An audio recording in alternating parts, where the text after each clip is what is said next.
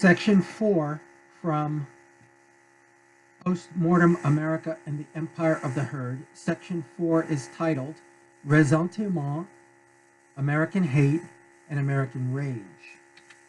What is ressentiment again? Ressentiment begins as an overpowering feeling of inferiority to the object of one's ressentiment.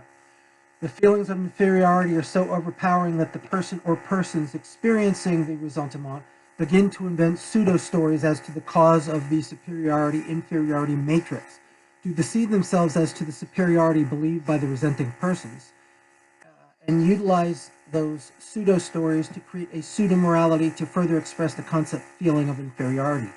The wolf and the sour grapes, Greek fable from Aesop. The wolf cannot reach the grapes, so he makes up the excuse justification for himself that they were sour anyway.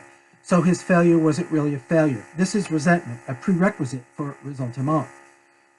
The wolf becomes ruler of the city, and he decides that grapes are really bad for you to eat, and his health experts make up fabricated documents to show that grapes are actually poisonous for people, and makes a law against anyone eating them or even picking them. This is ressentiment. Further analysis of ressentiment. Defining oneself in reference to another person or group of persons rather than defining oneself in reference to oneself solely. The other becomes more important to you than you. You feel inferior to this other. You feel this other superior to yourself. Therefore, you privilege what this other person or group of other people think or feel about you more than what you think or feel about yourself. This other or these others take over your mind and feelings, take possession of you and your mind. They assume virtual power over you and your feelings and your feeling states. This is what we see happening today with Trump and Trump derangement syndrome and the army of Trump haters. Okay? What they don't realize is that Trump has virtual power over their emotions, because every time Trump said something publicly, every time he acts in some way to pursue the interest of American society, the people who hate Trump hate him more. They get more pissed off. So he is actually controlling their emotions. That's an example of ressentiment. The other, who you hate or resent, actually has control over a portion of your emotional space. We are a nation made up of ressentiment. Ressentiment is everywhere in PMA society today. Ressentiment is everywhere in post-mortem America. Only the strong few who are able to win their position in life through their own power, and I do not refer specifically to the wealthy or the powerful of today, are relatively immune to ressentiment. Counterexample, BLM, Antifa, anarchists, communists cannot get the life they dream of, so they try to blame the system, capitalism, life itself, etc. That's ressentiment. They vent their ressentiment to evade the fact that they are too lazy, weak, lacking in imagination, and therefore put the blame for their failure on the society as a whole and avoid any blame for who and what they have made themselves into, if they have made themselves into anything at all. And the life they dream of is tawdry, shallow, and pathetic to begin with. The psychology of compensatory contempt. This is my concept. Sneering behavior, people often, compensatory contempt is evident in the sneering behavior people often display to hide envy, jealousy, or ressentiment they feel for the person or object they're trying to pretend they have nothing but contempt for. Noam Chomsky, talking about Israel back in the 80s, is a great example of compensatory contempt. Israel triggered some kind of issue in his past, in his psyche. I think as a kid, he was in the kibbutz movement and was humiliated. So he has this ressentiment toward Israel. And so he attacks Israel factually, but in the factual presentation, he's sneering and smug, which shows that his contempt is fake. He really has contempt for himself, and he can't recognize that. So it's like a reaction formation. He projects his contempt outward toward Israel. Feminists who are hiding their envy of men sneer at men and make a pose of superiority and contempt to hide that envy. Feminism today is another perfect example of compensatory contempt. Racial and ethnic minorities often strike a contemptuous pose toward whites and Europeans. Anti-Semites often express compensatory contempt toward Jews. Compensatory contempt hides everywhere in our society because ressentiment exists everywhere in our society. Compensatory contempt is often used to conceal ressentiment from others, and especially from the person expressing the contempt. It is designed to compensate the resentful person for suffering with the feelings of envy and jealousy, and etc. Handbook of the Social Psychology of Inequality, edited by Jane McLeod, Edward Lawler, and Michael Schwalbe. Today's best example of compensatory contempt occurs when you hear journalists or anyone talk about President Trump in a contemptuous tone. Perfect examples of this phenomenon. Ressentiment in art. Postmodern architecture. Postmodern architecture is an example of ressentiment in art. Art is dead in a society. We are a post-art society. We have no authentic art. It's all culture industry. It's all designed for ulterior motives other than to create something of beauty, which is what the purpose of art, which is what art is.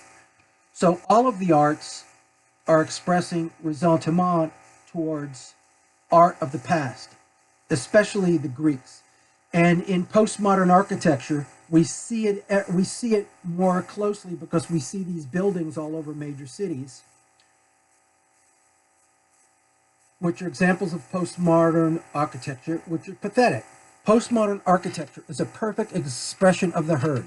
It's art designed for the herd, by the herd. Architecture with a sense of humor, albeit a bad sense of humor.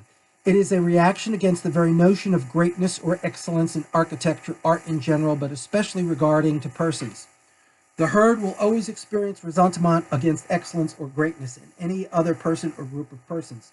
The greatness of Greek ideas and ideals makes these little moderns and even littler postmoderns very uncomfortable and stirs feelings of inadequacy in them as both artists and humans.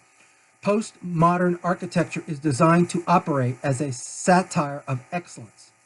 Ressentiment makes them seek to destroy the idea of excellence. They want to erase it completely from history and even from personal memory. Evasion of visions of true architecture they know they could never match. You know, the perfect Apollonian balance of a Greek temple, or the upright deference to the beyond of Gothic cathedrals. Postmodern architecture is a cartoon architecture because cartoons are always joking. You rarely see a cartoon drama. The Guggenheim Museum building, I call it, it's Guggenheim Museum building, and I'm not attacking Frank Lloyd Wright in general, but the Guggenheim Museum building is supposed to be an example of modern architecture. But either way, I think it's a joke. Everybody marvels at it when they walk up and down Fifth Avenue. But I call it the Oreo cookie building. And whenever I use that term, talking about it in public, it cracks people up because they know. They sense. Whether they're for it or against it, whether they're members of the herd in ressentiment toward art and excellence, they still recognize what I'm saying. The Whitney Museum building, I don't know what the hell to call that out of balance monstrosity. On 4th Avenue or Bowery, there is a new museum of something or other, which has a real small craft boat attached to its outside wall about 50 feet above the entrance. I mean, this is the joke of jokes. And it's making fun, is trying to say, see how creative we are. We can conceive of this boat, usually associated with being in water, on top of this building, where if you had a Roman arch, the keystone would be. So it's kind of a reference to keystones in Roman architecture, and it's poking fun at them out of ressentiment, which is not really, when it's motivated by ressentiment, deep down inside there is rage. And I have learned techniques for dredging up the rage in members of the herd. I experiment with people when I'm in public. When you go into commie bookstores, they always have this map on one of their walls which depicts views of the planet from upside down or from one of the poles. Very clever. They fancy that because they are clever enough to view the map of the world from an atypical angle, from the typical view of their enemies, in other words, capitalists or whatever, that this means their overall view of the world must be correct, which of course it isn't. This is a society of anti-love, non-love, pseudo-love, and plastic love. We live in a period of pseudo-community, pseudo-friendship, pseudo-love. They say they believe in love, but they don't. They're just scared. They're scared of each other. They're scared of themselves. Dead love, pseudo-love, plastic love. Our attraction to our pets and animals in general is a measure of our inability to love each other or ourselves, which is not to say necessarily that we are supposed to love each other, but that's what we say. Please refer to discussion of animal cathexis below in Section 8, Societal Psychosis and the Epidemic of Social Narcissism. You cannot talk somebody into loving his neighbor. Likewise, you cannot talk somebody into liking himself. What is this nonsense today with people instructing you to like yourself? You don't wake up one day and decide to start liking yourself. Such liking takes time, introspection, self-analysis, guided psychotherapy. From what I've seen from people in this country today, as opposed to yesterday when I grew up, they're not going to like themselves simply because they're not likable. This likable bullshit that people repeat in forums such as Facebook is just more of what Americans do best. Repeat other people's thoughts, usually people who thought these thoughts yesterday, not in today's America. Trying to pass them off as their own endure what I call cliche repetition. Americans are people whose brains are made up of other people's cliches. Basically.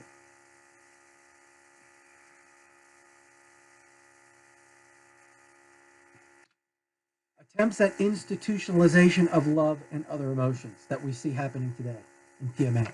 They're trying to institutionalize love, but love cannot be institutionalized. They're trying to make love programmatic, like I love my neighbor, but I don't love my neighbor. I just say I love my neighbor. And I might be trying to behave as if I love my neighbor, but that goes back to the old adage we used to have in drug treatment when I was a kid: act as if, feel as if, act as if, think as if, feel as if. Love your neighbor. You cannot love somebody just because you want to love that somebody. You cannot tell somebody to love somebody. If they don't love the person, they will not start to love that person regardless of how many times you tell them to. Any variety of love happens chemically of its own accord. The era of erroneous ideologies like Christianity or communism to erase the inside completely. That's what these ideologies seek to accomplish. They want to take individuals and erase not only their outward individuality, but their insides in total. It's act as if, think as if, feel as if we were taught in drug treatment. If you act as if you love your neighbor on the outside, but do not actually feel love for this neighbor, that's good enough. This is why these ideologies always eventually produce fake, plastic, disingenuous, inauthentic people, regardless of how honestly they may have felt at the beginning. This is how we know they were designed to produce herd societies. One can only love to the degree that one can hate. One must be capable of hating well in order to be capable of loving well, and vice versa. Please love me verbiage. This should make you like me. Statements today, values, morals, opinions, etc. They're not about truth, meaning they're not expressions of how people really feel. The subtext of every utterance, behavior, and speech act along these lines is, this should make you love me or like me. Postmodern America is a society of hate, in fact. Plastic love, pseudo-love equal hate. America is a land, a country full of hatred. This is why Americans are constantly chattering about love, because there's so little of it and people experience the feeling of love so seldomly. People today have little capacity for love, but they don't want to see themselves as all about hate and not about love. So they've created this whole body of performance art subconsciously or quasi-consciously that looks like loving, but it isn't. The collective cultural unconscious of the nation directs this pseudo-love performance art for everyone who has bought into this American legacy, which is everyone in America today. All hate is projection. If you hate a person, quote, if you hate a person, you hate something in him that is part of yourself. What isn't part of ourselves doesn't disturb us. That's a quote from Damien by Hermann Hesse. If the above is true, we got a lot of people in serious hate with themselves in this country, and it is true. The new phenomenon of American rage. American rage is a phenomenon nobody is recognizing or talking about. It is a growing phenomenon that can be seen everywhere you look today, at every level of society, and inside of at least 95% of the American populace. 2 minutes of hate everywhere in America. The problem is Americans today need a hell of a lot more than just 2 minutes. When seeing George Orwell's prophecy of 2 minutes of hate come true, we're seeing George Orwell's prophecy of 2 minutes of hate coming true. Only difference is not limited to 2 minutes. It's 24/7 and 360. Hate happens every second of every day, everywhere in this country today. The pose of aloofness and preemptive rejection. Walking around several neighborhoods in New York City, Bushwick, Williamsburg, the Lower East Side, you will see people walking around with blue jeans bespeckled with multicolored splotches of paint. They, or their pants, look like a walking Jackson Pollock painting. They want the world to know that they are artists. When I first started noticing these people, I began to think of starting a business offering these painted pants for sale. Like now they are marketing pants that are designed to look like they're dirty, so people can strike the pose of aloofness, like, my jeans are dirty and I don't care, because I don't care what you think. I don't care what the world thinks. I'm not interested, which they definitely are.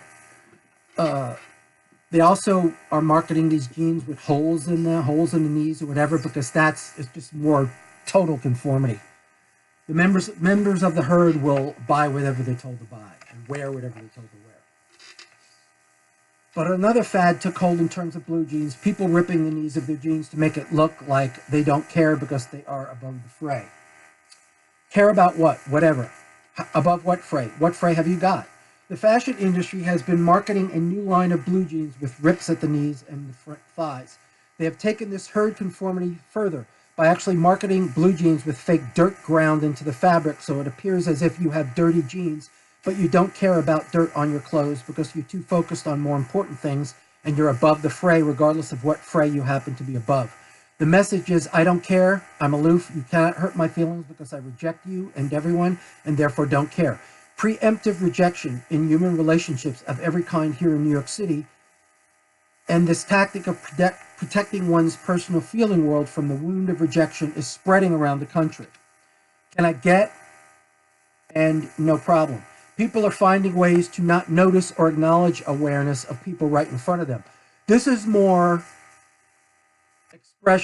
subconscious expression of hate for other people and free-floating hate in general. In public, people don't ask for things anymore as they used to. Certainly, you see this here in New York City every single day. When they're at the coffee shop or the cashier counter, they no longer say, can I please have, or will you please sell me? They say, can I get, or give me. These are subconscious attempts to lose the other person in the mix, to pretend they're not there. They don't want to give this person deference by even noticing that this person is a real, live, living, breathing organism and not just a robot. Okay, you wouldn't have to say, can I have you please or thank you, if a robot was manning the cash register.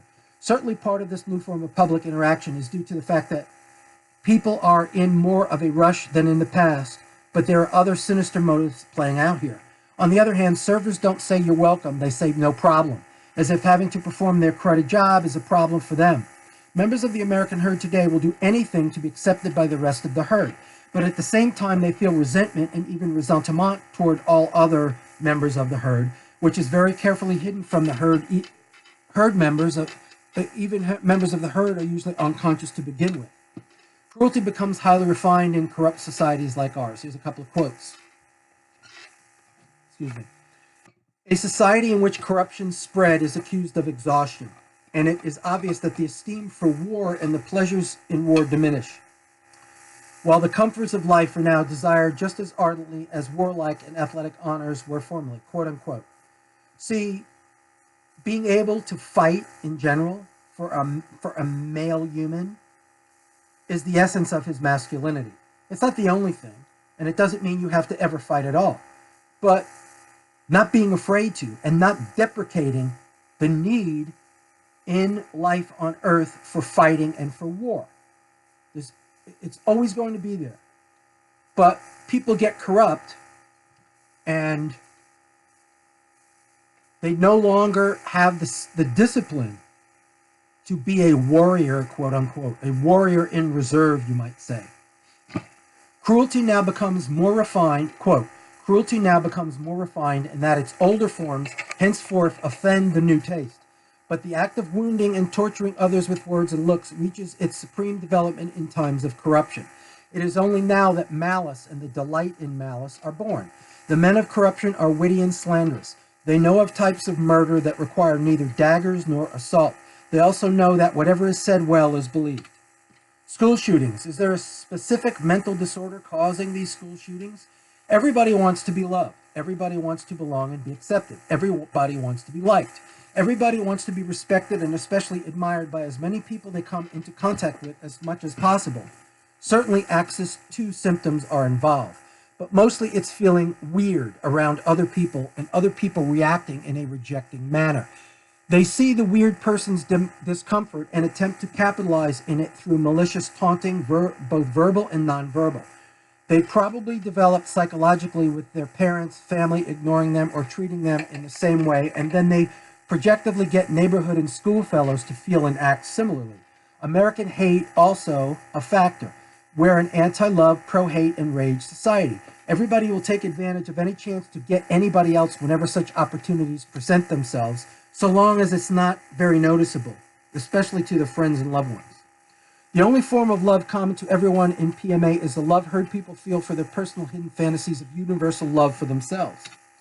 The shooters are expressing the hate that was probably directed at them for much of their young lives. People who are rejected by the kids in their neighborhoods, in grade school, high school, at work, sometimes even by their own families, rejects, losers, outcasts, weirdos, etc., are no longer able to process the rejection by the greater herd, because throughout the general populace in this country, ego disintegration and identity diffusion have combined with nihilism to produce people whose sense of self-esteem are completely susceptible to other people's, to how other people choose to treat them, which is usually with malice. Love today is basically an arrangement wherein people agree to use one another to approximately equal ends, but I do emphasize approximately.